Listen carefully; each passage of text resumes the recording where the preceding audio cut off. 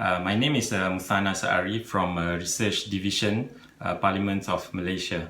So this is my presentation. The title is Multiculturalism as a Driver in Preventing Radicalization. So I will divide my presentation into four main agenda: introduction, the objectives of the study, then analysis and findings, and finally the conclusions. As introduction, we could easily remember the September 11, 2001 as the triggering event that started the global war on terrorism. Donald Rumsfeld, the then US Defense Secretary, critically asked if the world has turned out terrorists faster than the US can kill or capture them. A decade later, perhaps the fruit of the war on terrorism has engendered the uprisings in the Arab world, which originated from the town of Sidi Bouzid in Tunisia, which was due to factors as diverse as poverty and economic hardship, unemployment, and authoritarian rule. And I found the findings from Dr. Elmira's presentation regarding the internal factor and the socio-cultural and governance factor is quite relevant to what I would be presenting in the next slides. So the lack of recognition for someone to live a life that they value most could be decisive to determine the level of participation in society. So multiculturalism is a concept that recognizes the differences from various segments of society, whilst at the same time asks these different groups to integrate into the existing structure. Therefore, it is argued that multiculturalism has accorded sufficient recognition to minority groups, thus keeping them away from the disenfranchisement towards the mainstream society. So this study explores the ways in which multiculturalism acts as a driver to avoid the radicalization process among people of difference in a multicultural society. The objectives of the study, firstly, to examine the view that cultural differences associated with political identity do not necessarily accommodate in building a coherent society. Secondly, to consider the implications of multifarious elements for political recognition to prevent radicalization process. And finally, to explore how multiculturalism addresses the issue of integration and assimilation of a multicultural society. So the theoretical underpinning the study lies in the theory of politics of recognition by Jürgen Habermas, as well as the politics of recognition by Charles Taylor, of which both acknowledge the importance of recognition in determining identity of people from different backgrounds. So next, on cultural differences, the idea of culture merged with ethnic identity is a form of identity politics that risking culture to be presumed to be the property of an ethnic group. In the words of Antonio Gramsci, if I may quote, we must break the habit of thinking that culture is encyclopedic knowledge, whereby man is viewed as a mere container in which to pour and conserve empirical data or brute disconnected facts, which he will have to subsequently pigeonhole in his brain as in the columns of a dictionary.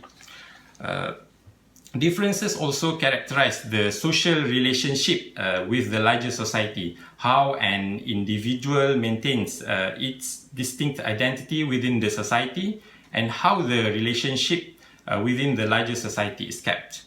The struggle for recognition is the phenomena of certain groups defending their rights and recognitions against oppression, marginalization, and disrespect. Some examples of this phenomenon will be mentioned in brief afterwards.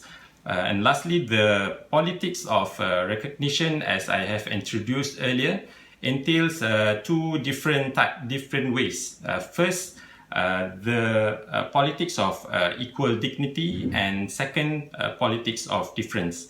So these two ways of looking into the politics of recognition involve contestation between guaranteeing universally equal rights and entitlements on one hand, and forcing people into a homogeneous mold or uniformity on the other hand.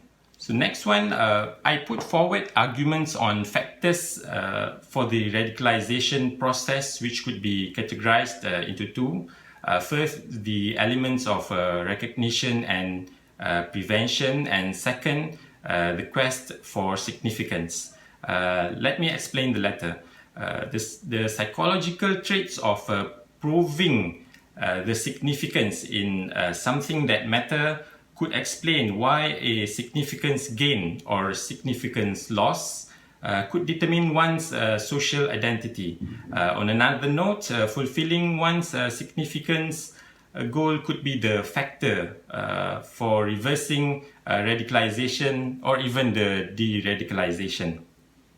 While for the elements of recognition, the state of deprivation, marginalization, discrimination, and recognition in society are factors that need attention to prevent radicalization.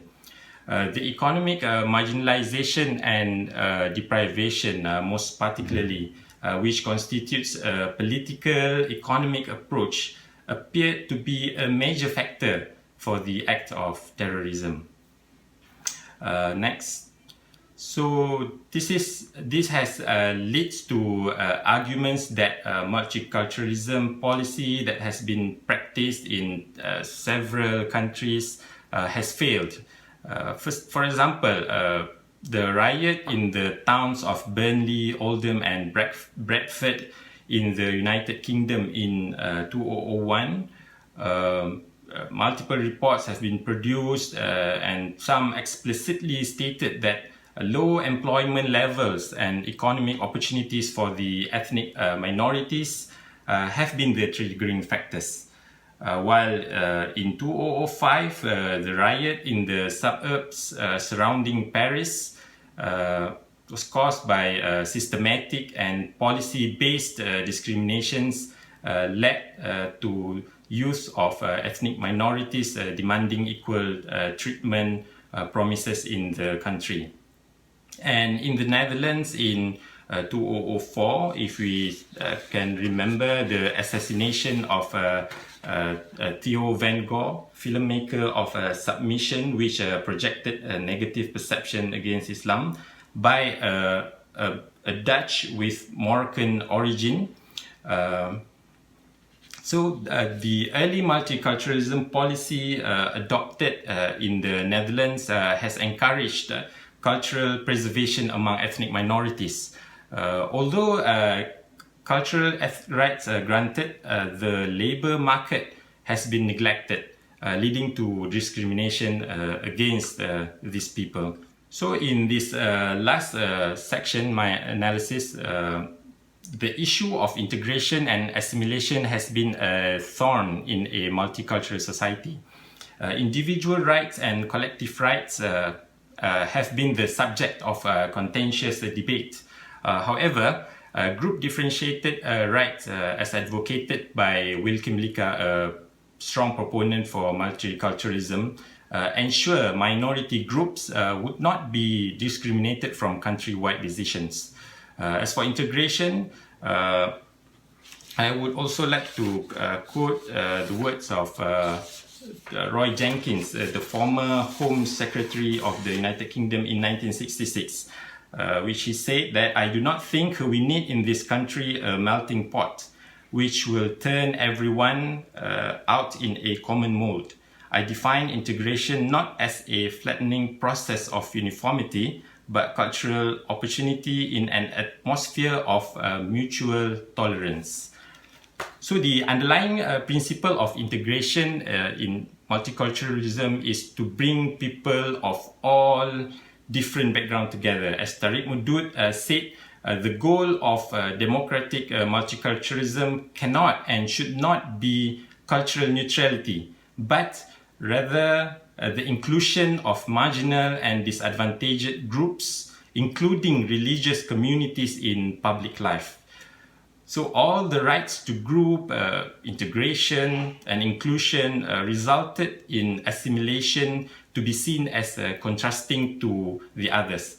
Although it seems to offer a solution for a cohesive society, assimilation could as well lead to individuals surrendering their native culture that could put them under an inferior and disadvantaged position.